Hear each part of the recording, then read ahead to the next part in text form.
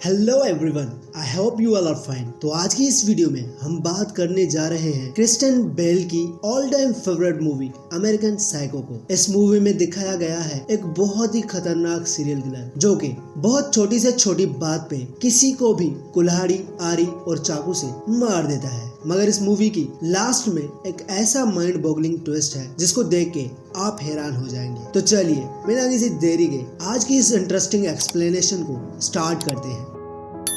कहानी की शुरुआत होती है 1998 में पैट्रिक बेट डेविड नामी एक इन्वेस्टमेंट बैंकर से। दरअसल पैट्रिक एक बहुत ही शो ऑफ करने वाला घमंडी इंसान होता है जिसको लोगों को ये बताने में एक अलग किस्म की खुशी मिलती है कि वो बहुत महंगे महंगे किस्म के कपड़े पहनता है, उसकी लाइफ बहुत ही शानो शौकत वाली है, उसके घर में बहुत आला और महंगे किस्म के फर्नीचर रखे हुए हैं। जो भी चीज वो यूज करता है उससे जितना बड़ा चढ़ा के वो अपने करीब के लोगों को बताता है उतना ही उसे अच्छा फील होता है। मूवी के इस सीन में भी वो एक टेबल पे बैठा अपने दोस्तों के साथ यही चीजें शेयर कर रहा होता है। दरअसल पैट्रिक के जो भी दोस्त होते हैं वो भी उसी की तरह दिखावट की दुकान होते हैं, उन्हें भी शो ऑफ करने में बहुत ही अंदरूनी खुशी मिलती है। वहीं गैदरिंग में पैट्रिक अपना नया विजिटिंग कार्ड अपने इन नाम के दोस्तों को दिखाता है तो आगे से एक पाउल नाम का उसका दोस्त अपना कार्ड भी दिखाता है जो कि पैट्रिक के कार्ड से कहीं ज्यादा अच्छा होता है। ये देख के अंदर ही अंदर से पैट्रिक जल जाता है और वो बहुत गुस्सा भी होता है। और फिर इसके बाद जब पैट्रिक अपने ऑफिस से घर वापस लौटता है तो उसे रास्ते में एक भिखारी मिलता है जिसके पास जाके पैट्रिक उसे कहता है मैं तुम्हारी ऐसी मदद करूंगा जिसके बाद तुम्हें किसी से मदद मांगने की जरूरत नहीं पड़ेगी। पैट्रिक ऐसा बोलने के बाद उसके पेट में चाकू घोंप के उसे मार देता है और आराम से वहां से निकल जाता है। दूसरे दिन एक पार्टी में दोबारा से उसकी मुलाकात उस कार्ड वाले दोस्त यानी पाउल से होती है जिससे पैट्रिक बहुत हंस हंस के बात करता है और उसके बाद पाउल इस संकी को अपने घर ले जाता है जहां जाके पैट्रिक बैकग्राउंड में एक सॉन्ग चलाता है और ये एक रेन कोट पहनता है। मतलब जब आप ये मूवी देखेंगे तो आपको फुल साइकोलॉजिकल थ्रिलर महसूस होगा और आपको लगने लगेगा कि अभी कुछ ही देर में बहुत बड़ा कांड होने वाला है। और ऐसा ही होता है। पैट्रिक अपने हाथ में कुल्हाड़ी उठाता है और बहुत जोर से पाउल पे वार करता है और उसी कुल्हाड़ी से मार मार के पैट्रिक पाउल को ऊपर पहुंचा देता है यानी कि मार देता है और उसकी लाश को एक सूटकेस में डाल के बिल्डिंग से बाहर ले जाता है। आप इस एक्सप्लेनेशन को बहुत ही ध्यान से सुनना और चीजों को ऑब्जर्व करना क्योंकि लास्ट में एक ऐसा ट्विस्ट है जिससे आपके होश उड़ जाएंगे। So stay focused. पाउल की लाश को अच्छी तरह से ठिकाने लगाने के बाद पैट्रिक उसके घर में बहुत ही छेड़ाछाड़ी करता है और पुलिस को गुमराह करने के लिए उसके बैग में लंदन के टिकट्स की कॉपीज डाल देता है जिससे वो पुलिस और बाकी लोगों को ये दिखाना चाहता है कि पाउल तो अभी लंदन चला गया है और वो वहीं पे है, ना कि उसको किसी ने मारा है। अब इसके बाद कहानी आगे बढ़ती है और पैट्रिक के पास एक डिटेक्टिव आता है जो उससे उसके कलीग पाउल के बारे में पूछताछ करता है। वो डिटेक्टिव पैट्रिक से पूछता है क्या तुम्हें पता है पाउल इस वक्त कहाँ पे है, जिसका जवाब देते हुए पैट्रिक कहता है मुझे इसके बारे में कुछ भी नहीं पता, अगर पता लगा तो मैं आपको जरूर बताऊंगा। इसके बाद पैट्रिक पाउल के घर को अपना अड्डा बना लेता है और वहाँ पे दो प्रोस्टिट्यूट को ले आता है और उनको अलग किस्म के औजारों जैसे उस्तरा, कैंची और स्क्रू ड्राइवर से हर्ट करता है। उन दोनों प्रोस्टिट्यूट को बहुत हैवी टॉर्चर करने के बाद ये उनको पैसे देके वहाँ उस कमरे से बाहर कर देता है। इसके बाद दूसरे दिन पैट्रिक अपनी सेक्रेटरी पे लाइन मारता है और उसे डिनर पे चलने के लिए बोलता है मगर वो लड़की पैट्रिक को कहती है उसे डिनर तो नहीं करना मगर वो उसके साथ ड्रिंक के लिए जरूर चल सकती है। यह सुनने के बाद पैट्रिक भी खुश होता है और रात को उसे अपने घर ले जाता है और ये लोग वहाँ पे जाके बहुत सुकून से बैठते हैं और वहीं पे जब वो लड़की बहुत ही आराम से उस म्यूजिक को एंजॉय करती है जो पैट्रिक ने पाउल को मारते वक्त बजाया था, मतलब यहाँ पे आप समझ जाएंगे कि पैट्रिक के इरादे बिल्कुल भी ठीक नहीं है। और ऐसा ही होता है। पैट्रिक उसके पीछे आके दीवार में कील मारने वाली मशीन से उसे मारने की कोशिश करता करता है, मगर वहीं पे पैट्रिक के फोन पे कॉल आ जाता है जो कि उसकी बीवी का होता है और वो उससे कहती है कि मैं घर आ रही हूँ। तभी पैट्रिक हिल जाता है और उस अपनी सेक्रेटरी को वहाँ से जाने के लिए बोलता है। यहाँ पे पैट्रिक को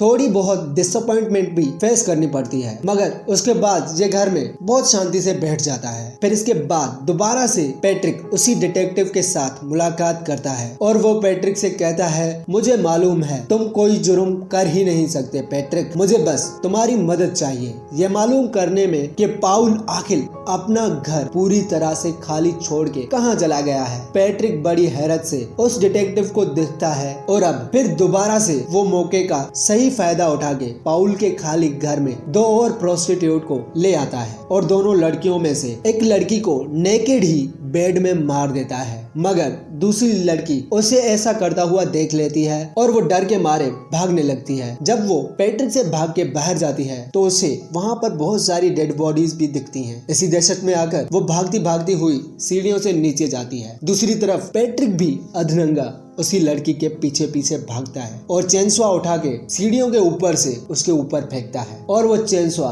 सीधा जाकर उसके पेट में लगता है और वो लड़की वहीं पर मर जाती है। ये सिलसिला ऐसे ही चलता रहता है। एक रात को फिर से पैट्रिक पैसे निकलवाने के लिए एटीएम जाता है। तभी वहीं पे जिस एटीएम से वो पैसे निकालता है तो उसकी स्क्रीन पे लिख के आता है कि फीड मी अ स्ट्रे कैट। पैट्रिक वहाँ पे खड़ी एक स्ट्रे कैट को उठा लेता है और उसे एटीएम के अंदर डालने की कोशिश करता है और उसे पिस्टल से मारने की कोशिश भी करता है, मगर वहीं पे एक बूढ़ी औरत आती है जो उसे ऐसा करने से रोकती है, मगर पैट्रिक अपनी पिस्टल से उसे भी छन्नी कर देता है और वो बूढ़ी औरत वहीं पे मर जाती है। ये होने के बाद वहाँ पे पुलिस की गाड़ी आती है और वो पुलिस वाले पैट्रिक के पीछे लग जाते हैं। पैट्रिक उनसे भागता है, मगर वो लोग पैट्रिक तक पहुँच जाते हैं और उसी वजह से पैट्रिक उन्हें भी मार देता है। यहीं पे पैट्रिक अभी बहुत ही खौफजदा हो जाता है और उसे लगता है कि उसने बहुत ही गलत कर दिया है। ये डरा सहमा अपने घर आता है और ये घर पहुंच के अपने लायर को रो रो के सारी हकीकत बताता है और अपने सारे गुनाहों का एतराफ करता है। ये जो भी बातें पैट्रिक करता है वो उसके लॉयर के फोन पे रिकॉर्ड हो जाती है क्योंकि वो कॉल पे मौजूद नहीं होता। दूसरी तरफ पैट्रिक की मुलाकात उसी डिटेक्टिव से दोबारा होती है और वो पैट्रिक को कहता है कि मेरे सोर्सेज ने पाउल को लंदन में देखा है, जिससे मैं यकीन से कह सकता हूँ कि वो मरा नहीं है बल्कि बिना बताए लंदन चला गया है। ये सुनने के बाद पैट्रिक बिल्कुल ही हैरान हो जाता है और वो सोचता है कि उसने तो अपने हाथों से उसे मारा था, तो ये कैसे मुमकिन है कि वो अभी तक जिंदा है। इसके बाद पैट्रिक उस घर में पहुंच जाता है जो पाउल का होता है, मगर वहां जाके भी उसे एक झटका और लगता है क्योंकि वो घर पाउल का नहीं होता बल्कि वो घर तो सेल के लिए कुछ अरसे से खाली पड़ा होता है और यहीं पे दोबारा से उसका चेहरा उतर जाता है और वो दोबारा से सोच में पड़ जाता है। फिर तीसरा झटका उसे तब लगता है जब उसका सामना अपने लॉयर से होता है जो उसे कहता है कि तुमने कुछ दिन पहले मुझे एक वॉइस नोट भेजा था। अपने लॉयर की ये बातें सुनने के बाद पैट्रिक बावला हो जाता है और वो दोबारा से वही बातें दोहराता है और अपने सारे किए हुए मर्डर्स के बारे में अपने लॉयर को बताता है। उसका लॉयर उस पे हंसता है और उससे कहता है तुम यकीनन मुझसे मजाक कर रहे हो क्योंकि मैंने अभी कुछ दिन पहले ही पाउल के साथ डिनर किया है। यह मुमकिन ही नहीं कि तुमने उसे मारा है। यह सुन के पैट्रिक को अजीब फील होता है और वो सोच में पड़ जाता है। वहीं दूसरी तरफ उसकी सेक्रेटरी को उसके ड्रॉवर में एक बुक मिलती है जिसमें पैट्रिक की वो सारी मर्डर स्टोरीज एक ड्राइंग की शक्ल में मिलती हैं, जिनको देख के बहुत हैरान हो जाती है क्योंकि वो ड्राइंग बहुत ही डिस्टर्बिंग होती है। अब यहीं पे मूवी के एंड में हमें बहुत बड़ा ट्विस्ट मिलता है जिससे हमें पता लगता है कि पैट्रिक को एक मेंटल डिसऑर्डर है, जिससे वो उन सभी लोगों की मौत की अपने दिमाग में इमेजिनेशन बना रहा था। जिन जिन लोगों से उसको नफरत थी वो उन लोगों की मौत अपने जहन में करता रहा था और जितने भी खून उसने किए होते हैं वो रियलिटी में नहीं होते बल्कि वो तो सिर्फ उसकी इमेजिनेशन तक महदूद रहते हैं। और यहीं पे इस मूवी का एक माइंड बॉगलिंग एंड हो जाता है। उम्मीद करता हूँ आपको हमारी ये इंटरेस्टिंग एक्सप्लेनेशन पसंद आई होगी और ऐसी मजीद वीडियोस के लिए हमारे चैनल को सब्सक्राइब करना मत भूलना। मिलते हैं अगली वीडियो में, तब तक के लिए गुड बाय।